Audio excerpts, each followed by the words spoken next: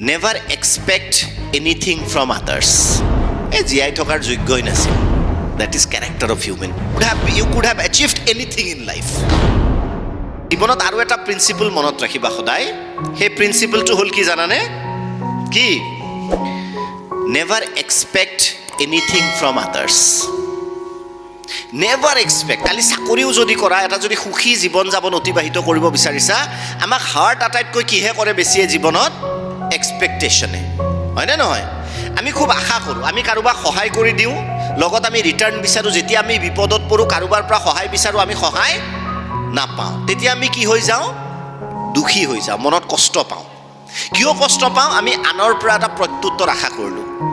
আমি কাৰোবাৰ হৈ জীৱনত বহুত কৰিছোঁ, আমিও ভাবোঁ আমাৰ কাৰণেও সিমানে কৰক. যদি নকৰে আমি কি পাওঁ? কষ্ট পাওঁ. এটা প্ৰিন্সিপল মানুহৰ মনত ৰাখিবা.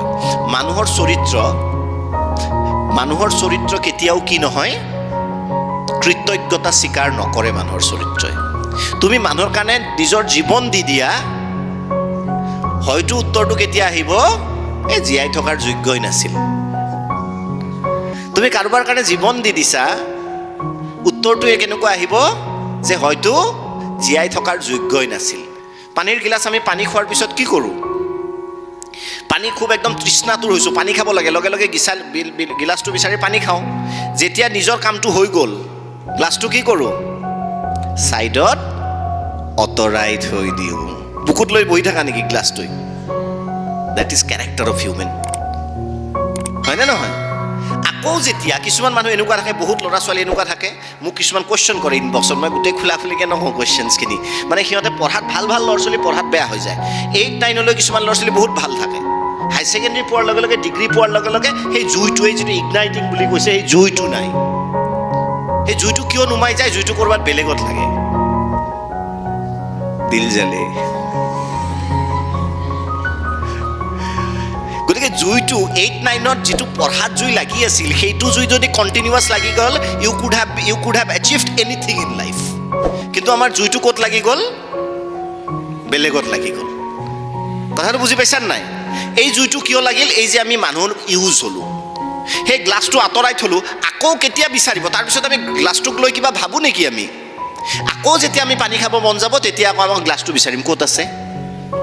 Human nature is like that. থালি এখন ভাত খাবৰ সময়ত তুমি চাবাচোন, ভাল ভাল আজিকালি থালি পায়, আছামিজ থালি, কি ধুনীয়াকৈ সজাই দিয়ে, দিয়ে নিদিয়ে? থালিখনক লৈ আমি ফটো উঠোঁ, থালিখনৰ আমি ষ্টেটাছ দিওঁ যে আজি এইটো খালোঁ, হ'লনে? ভাত খোৱা হোৱাৰ পিছত থালিটোক কি বুলি কোৱা হয়? লেতেৰা, ইউজলেছ হৈ যায় নে নাযায়? সেই একেখন থালি 5 মিনিট আগলৈ আমি সজাই পৰাই ধুনীয়াকৈ ৰাখি আছিলোঁ, চেলফি উঠি আছিলোঁ, 5 মিনিট পিছত সেই থালিটো আমাৰ বাবে কি হৈ গ'ল? লেতেৰা. কেতিয়াবা সেইটোৰ চেলফি উঠাই কেতিয়াবা দি পাইছা নেকি আপডেট? থালিটোতো একেটাই. মানুহৰ চৰিত্ৰবিলাকো তেনেকুৱা. যেতিয়া প্ৰয়োজন হ'ব তোমাক সন্মুখত ৰাখি চেলফি উঠি থাকিব, একদম ধুনীয়াকৈ সজাই পৰাই ৰাখিব. যেতিয়া প্ৰয়োজন নাই তোমাক লেতেৰা বুলি হেৰি কৰি দিব. আনকি সেইখন থালি য'ত 5 মিনিট আগতে আমি সজাই আছিলোঁ, কিবাকৈ আঙুলিটোও যদি লাগি যায়, আমি হাতখন গৈ কেনে আকৌ ডেটল হেণ্ড ৱাছ দি ধুই দিম. গেটিং মাই পইণ্ট? চ' মই কিয় এই কথাটো কৈছোঁ যে self love is important.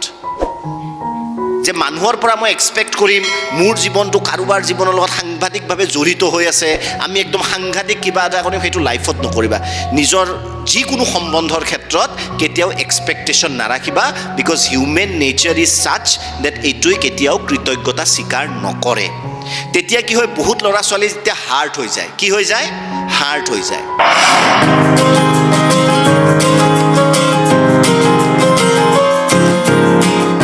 Dipak শৰ্মাৰ ভিডিঅ'সমূহ নিয়মিত ৰূপে পাবলৈ দীপক মটিভেটৰ চেনেলটো ছাবস্ক্ৰাইব কৰিব আৰু বেল আইকন প্ৰেছ কৰিবলৈ নাপাহৰিব.